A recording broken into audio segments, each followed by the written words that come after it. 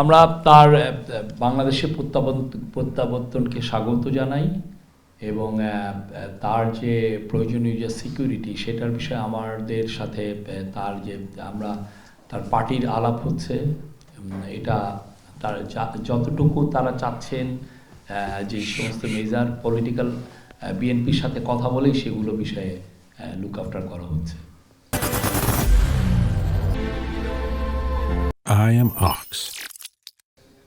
এছাড়া বড় জমায়েতগুলোকে যে রেগুলার মডিউল সেটা ফলো করা হচ্ছে। কি কি বিষয়ে লুক আফটার করা হচ্ছে, আমরা যদি মানে এখন যদি বলি যে এসএসএফ কেন্দ্রিক বা এই ধরনের কোনো নিরাপত্তা কি তাকে দেওয়া হচ্ছে কিনা বা তার পার্টি থেকে দেওয়া হয়েছে কিনা?